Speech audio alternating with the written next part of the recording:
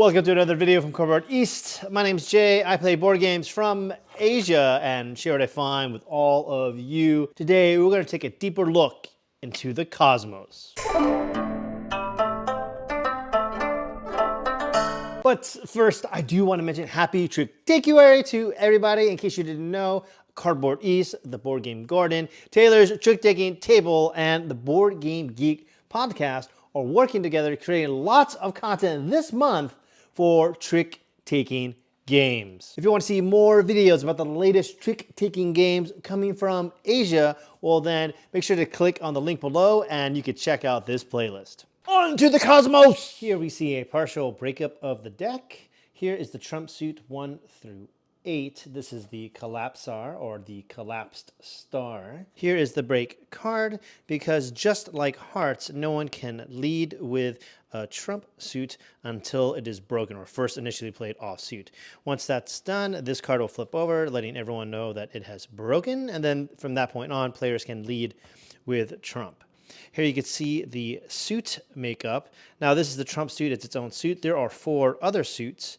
Here they are, 1, 2, and 3 are singular, but 4, 5, 6, and 8 are doubled. In fact, if you look closer at these 2 cards here, you'll see this has 1 dot and this has 2 dots to help remind players that this is a singular and unique card, and there are 2 8 Earths here. Now there are other suits in the game as well, and you can see here are the 4 9s. Here's Moon, Earth, Sun, and Saturn. And just like most trick avoidance games, if you happen to collect all 4 9s, which is the highest card in the game, then you'll get a score of 0, which is good because points are bad in this game. You'll get a score of 0 for that round. Welcome to a 5-player game of Cosmos. Now you'll see 4 cards here dealt to the center of the table. Keep those face up. This will be the break card here. You'll keep that face down because trump has not been broken yet. And then you will evenly distribute the deck among the 5 players. Cosmos is a must-follow game, so that way if Mega Man leads with Saturn, Mario must play Saturn if he has a card in his deck. So he does have a Saturn, he plays this, Metroid plays a 4, Link plays a 5, and Samus unfortunately plays an 8. Now at the end of the trick, who's going to win? Well, the highest card of the most prevalent suit will win the game. So there are more Saturns than anything else, and the highest Saturn is 8. Therefore, Samus wins this trick, which is unfortunate because, again, each trick is a point, and points are bad. Samus won the previous trick, so she's going to lead off with a 1 of Sun, meaning that Mega Man must play a Sun card if Mega Man has one. Mega Man doesn't, so Mega Man's going to play this 5 of Moon. Now, this is a must follow, so now Mario has a choice between following Moon and or Sun. Well, I mean, he can't follow them both, but he could choose which one to follow. Mario's going to play this 3 here. Now, again, the end of the trick, who's going to win? The highest number of the most prevalent suit. So far, Moon is more apparent, so Mega Man is winning. Metroid, unfortunately, has a 9 here. Now they're both even amounts, so 2 Moons, 2 Suns. That does happen. Well, then the highest number will win, and again, that will be Metroid. Now, Link is going to play this 1. Now, several things are going to happen. If a player plays a number that already exists within the trick, such as these 2, then there is a collision, and then both these cards are flipped face down. They no longer have a suit, and they pretty much don't exist for the rest of the trick. Now the trick is done, we'll look at the remaining cards here. Which suit is the most prevalent? Moon. What's the highest number? 5. Therefore, Mega Man wins this trick. Mega Man seems unhappy, but Mega Man's going to play a 4 Earth card, so Mario must follow suit. Mario also has a 4 Earth card. Now, what happens here is because these are the same number, they will collapse and turn down. They no longer exist as part of the trick. Therefore, Metroid, well, what does Metroid follow? Well, Metroid can play anything that Metroid wants. So Metroid is going to play this 8 Moon here. Now, Link must follow this 8 Moon, and Link is feeling pretty happy because Link doesn't have a Moon card, meaning that Link can play anything they want. So Link is going to play this Collapsar. Now, several things are going to happen. 1, it's played off suit. This is the first trump card played, so now trump has been broken. This signifies that now players can lead with trump if they want to. But also 8 matches 8, and therefore there is collapse. And then these two cards are played face down, meaning that they no longer take part in the trick. So now Samus can play anything that she wants, so she has a choice. Now she can play this 9 because she's thinking, well, I'm going to win the trick anyway, and then she will win because the most prevalent suit is Earth.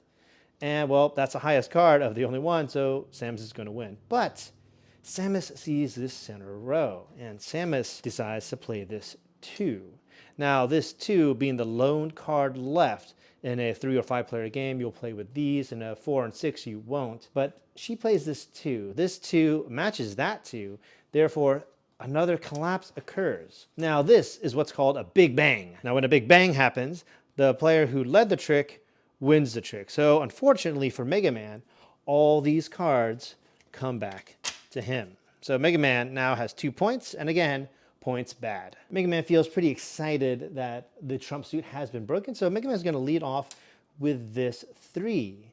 So thinking that now he's forcing players to play trump, so if they have trump, they'll have to play it, and well, 3 is a pretty low trump, so he's hopefully thinking that maybe I'll lose the lead. Fortunately for Mega Man, Mario does have only 1 trump, and that is a 7. Therefore, Mario is now winning the trick. Metroid, unfortunately, doesn't have a trump suit, so Metroid's going to play this 6 here, hoping that someone can collapse with him and maybe he'll be eliminated. But unfortunately for Metroid, Link plays a 7. Now, why did they play this moon? Well, because Metroid played a moon, meaning that they could follow moon or trump. Now, 7 forms a collapse. These 2 collapse. And now Samus can follow moon or collapsar. Samus thinks this is really funny, so Samus is going to play a 6 here, forming a collapse. These flip over, and then now the only card remaining is the trump, making Mega Man win this trick. And again, points bad. Now, play will continue on like this until all the cards have been played, and then now players will receive 1 point per trick they've won.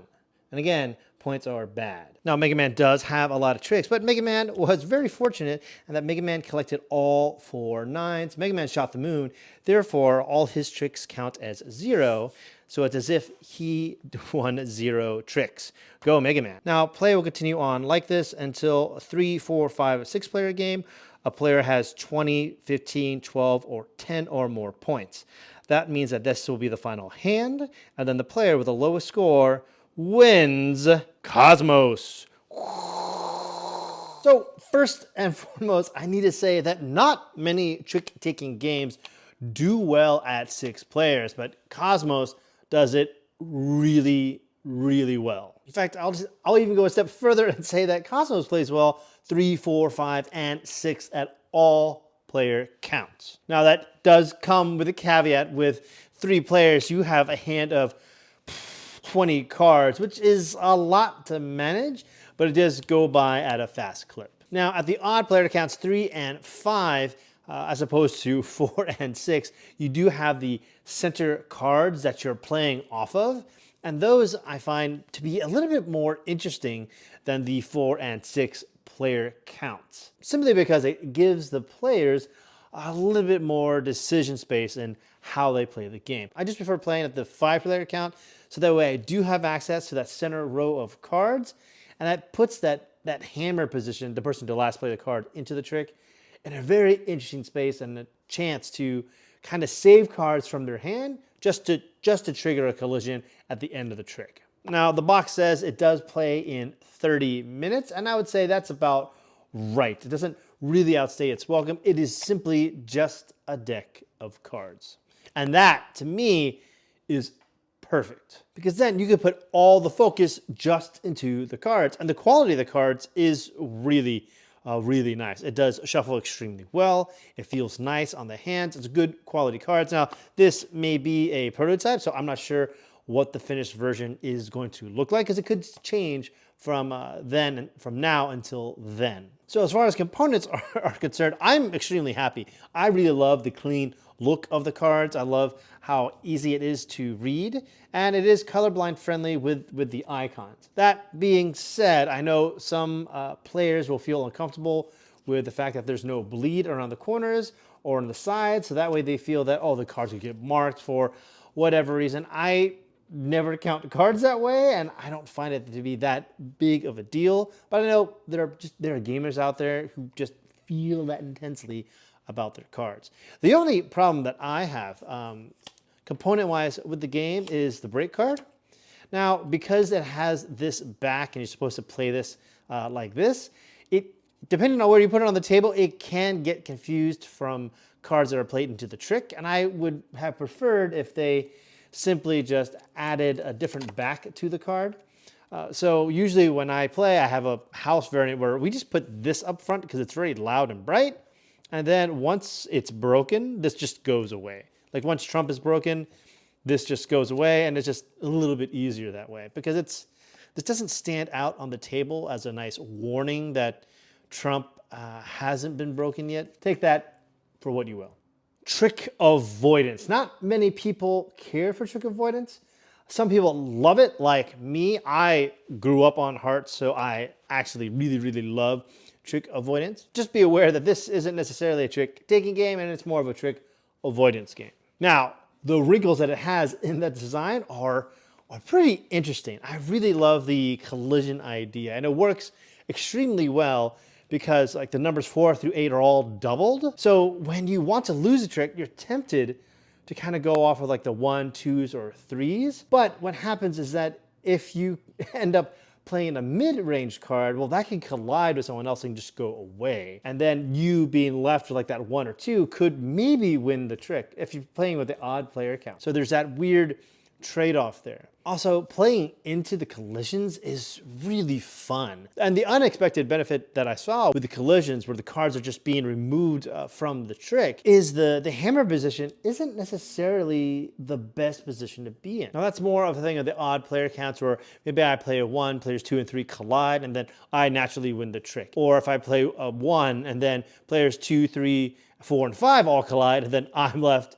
picking up the trick. So there's an interesting decision space there as a player of like, well, do I play a 1, 2, 3 that I know there's no double of, or do I play a 4 thinking that someone's going to collide with it and therefore I don't have to worry about winning the trick? And then also at the odd player counts, because you're interacting with those 4 cards off to the side, you're tempted to kind of keep those cards in your hand just so you can collide with them if push comes to shove and you're in a desperate situation. Now, I do like how that big bang rule means that the leader of the trick just wins that trick, kind of forcing players to not collide. So I really love that little decision space there. But I do especially love that there is a shoot the moon mechanic in the game where if you collect all 4 9s, well then you can go null and score 0 tricks, which I can see happen from time to time. It's a little bit harder at the higher player counts, but at the lower player counts, it does happen. I do also appreciate the variable ending. Like you're never really sure how many hands it might win because the end game is triggered by someone scoring over X amount of points. But usually it falls somewhere between the 2 or 3 hands range. Also, another thing that I didn't expect was that because of the collisions, it makes getting rid of your high cards really exhilarating in a way, because I could play an 8 knowing that 8, there are a lot of 8s in the deck, and then someone can collide with it, and that would be it's just really, really fun. Knowing that a 9, even though there are only 4 in the game, isn't a death sentence. And that way you can see that someone else plays a 9 and gets rid of it as well. And I find that really, really interesting. And because the Trump suit do have to be broken in, it's really interesting with this theme that eventually at one point there's like a black hole, a collapso or a collapsed star that happens. And then you just see all these more and more black holes just boom, boom, boom, just pop up in the game. And it feels kind of thematic, as if the cosmos is just ending and things are just dying off. And it has this really cool feeling to the game with this theme. Overall, I'm very happy with Cosmos because I don't have many trick-taking games that play extremely well at 6. So when one comes along, it's always fantastic, especially at those game nights when you just have a lot of people in that particular group and you don't want to split off with 3 and 3 or 4 and 2. So just having a game that you can play all 6 people feels really nice. And it's a great way to kind of begin the game night with everyone just meeting up together, playing a quick game, and then going on to the bigger games. And also, look at the box. The box is nice and sleek. It's everything that I want in a nice trick-taking game. So this is me giving Cosmos 2 thumbs up. But let's be real here, it has black holes in it, so of course I'm gonna like it. Once again, my name's Jay. I play board games from Asia and share what I find with all of you. I'm gonna put a link to a video here that I think you'll enjoy. See you there.